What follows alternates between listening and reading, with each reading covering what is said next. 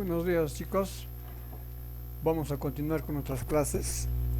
Hoy la primera clase del cuarto bimestre, esperando que hayan estudiado y hayan rendido un examen excelente el tercer bimestre. Hoy vamos a empezar el cuarto, como les vuelvo a repetir, y el tema es la organización económica del virreinato. Vamos a hablar hoy día de los principios económicos y la minería. En la época de la colonia, la corona española organizó la sociedad, la administración y la educación en la colonia. También organizó la economía. Ahora, de todos los sectores que dinamizan la economía en la época colonial, le dedicó más atención para aprovechar al máximo los recursos naturales que tenía, en beneficio, en este caso, de la corona española. Y el principio económico fundamental ha sido el mercantilismo. ¿Y qué viene a ser el mercantilismo? Es una doctrina económica que imperó en Europa en el siglo XVI y en el siglo XVII, que establecía que las riquezas de un reino se basan en la acumulación de metales preciosos, en este caso oro y plata. Por esta razón la corona española prioriza la actividad minera y deja de lado la agricultura y la ganadería, porque el objetivo de la corona española era llevar todas las riquezas que había en el Perú. El segundo principio económico después del mercantilismo fue el exclusivismo o el monopolio comercial, que consistía en que España podía comerciar con sus colonias y viceversa, pero estas estaban prohibidas de realizar intercambio comercial con otras colonias, como el caso de Francia, ni con Inglaterra, Holanda ni Portugal. No podían comerciar con las colonias de España. Esto trajo como consecuencia el contrabando y el surgimiento de la piratería promovido por Inglaterra, Francia, Holanda y Portugal. Y el otro principio económico ha sido el intervencionismo. El intervencionismo consistía en el control directo de España sobre todas las actividades económicas en sus colonias, en los virreinatos. Por lo tanto, la corona española era la única institución que regulaba el comercio con sus colonias. Entonces, tenemos tres principios económicos: el mercantilismo, el intervencionismo y el monopolio comercial. Ahora, en minería, que es la actividad que ellos han priorizado, les decía que han dejado de lado a la agricultura y la ganadería. Entonces la minería ha sido la actividad económica más importante en la época de la colonia, porque era la principal fuente de ingresos que tenía el Estado español. En función a la minería han girado todas las otras actividades económicas. En función a la minería se dictaron las reales cédulas, las ordenanzas, todas estas favorecían la explotación minera. Pero también esta actividad ha significado la explotación de la población indígena. Tanto fueron las riquezas de los metales preciosos que han sacado de las minas en la época del virreinato, de tal forma que los españoles decían: vale un Perú. Se difundió por el viejo mundo todas las riquezas que había en esa época. Esa expresión decía: esto sí vale un Perú, a todas las cosas buenas que ellos encontraban, porque el Perú pues era fuente de las riquezas que los españoles han extraído por más de 300 años.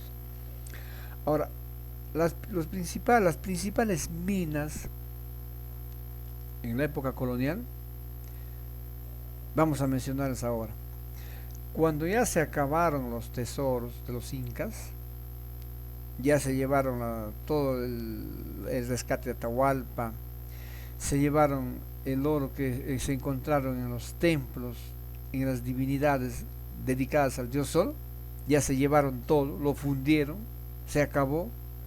Entonces empezaron a buscar nuevas fuentes de oro y plata, en este caso Esos lo encuentran en las minas, como por ejemplo la mina de Porco, en que ya explotaron en 1540, y la mina de plata de Potosí, que iniciaron la explotación en el año 1545, 13 años después de la llegada de los españoles.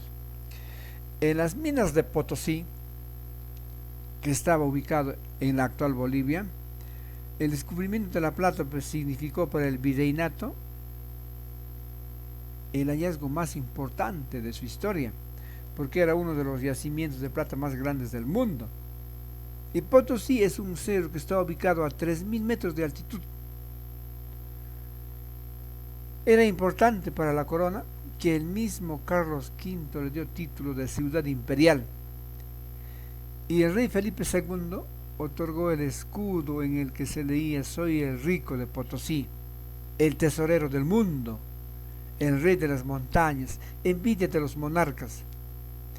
Potosí pasó a ser de un lugar tranquilo y apacible a un centro urbano que en la época de su apogeo tenía una población de 120.000 habitantes. De Potosí se extrajo las 2/3 partes de plata que se llevaron los españoles, más de la mitad. Y por otro lado tenemos a las minas de Huancavelica. Esta mina se extraía el azogue o el mercurio, que es un metal líquido muy importante para purificar la plata a través de la técnica de la amalgama. Desde el año 1558 ya empezaron a explotar los yacimientos de mercurio de Huancavelica, pero en 1564 se descubre pues este gran yacimiento.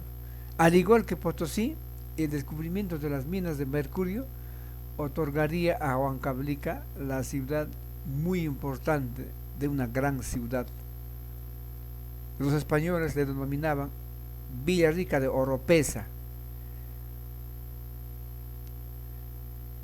El mercurio se explotaba en una mina de la región que se llamaba Santa Bárbara. Hubo otras minas que explotaron los españoles, como las minas de Castrovirreyna, ubicadas en Huancavelica, de Huantajaya en Tarapacá, Cerro de Pasco, Hualgayoque en Cajamarca. Ha sido el virrey Toledo quien decía que el cerro de Potosí y el cerro de Huancavelica sería el matrimonio más grande del mundo. Respecto a la extracción de la plata, inicialmente el trabajo minero aplicaban la técnica desarrollada por los antiguos peruanos, que consistía en el extraer el mineral de los socavones. Luego era fundido y purificado en las huayras indígenas. Las huayras eran pequeños hornos de piedra con varias ventanas por las que ingresaba el viento. En quechua se le decía huayra. Esto hacía crecer el fuego en el interior y con el calor derretían la plata, separándose de los otros materiales, pero aún así no era tan pura. Gran parte de la plata se perdía en el proceso, y cuando en la época en Potosí existían 6.000 huayras y finalmente llegó a 15.000 huayras. Más o menos por los años 1556, en México descubren la técnica de la amalgama, utilizando el mercurio para purificar la plata. Y en 1570 esa técnica fue introducida al virreinato peruano, y con esto incrementó la producción de la plata. Entonces, el sistema de la amalgama, la purificación de la plata utilizando el mercurio, la mina de mercurio de Huancavelica empezó a producir. Entonces entran ya a la segunda etapa de la explotación de la plata. La amalgama con mercurio era una técnica que purificaba la plata que sacaban de las minas. Mezclaban el azogue con la plata y este mineral líquido tenía la propiedad de absorber la plata. Después de separar el azogue de la mezcla quedaba la plata pura. Extraída la plata, cuál era el recorrido que seguía para llegar a España. El mineral se extraía de los cerros de Potosí y se llevaban a un centro de acopio donde almacenaban la plata. Ahí el mineral era partido en trozos para facilitar su traslado hacia la entrada. Cuando el mineral eran llevados a los ingenios eran grandes molinos donde se trituraba el mineral hasta pulverizarlo. Luego eran purificados mediante la técnica de la amalgama. La corona española estableció un impuesto a las explotaciones mineras que se llamaba el quinto real. En el virreinato había centenares de minas que pertenecían a particulares y todos estos dueños de esas pequeñas minas estaban obligados a pagar un impuesto. Este impuesto se llamaba el quinto real. Entonces todos los mineros tenían que entregar a la corona la quinta parte de los minerales extraídos de las minas. Y la otra forma de extraer los minerales era la mita minera. El gran florecimiento de las minas de plata se debió principalmente a la disponibilidad de mano de obra gratuita y al sistema de amalgama.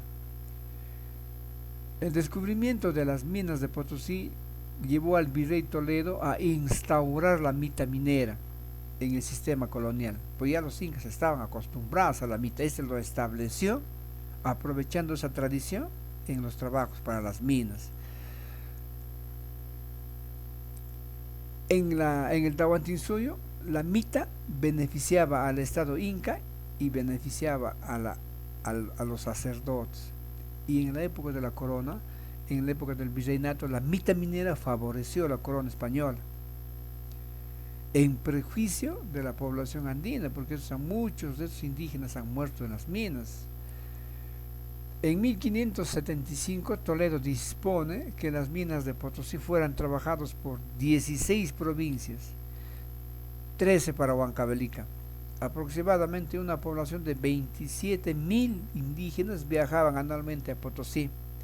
Era el trabajo obligatorio donde iban todos los indígenas.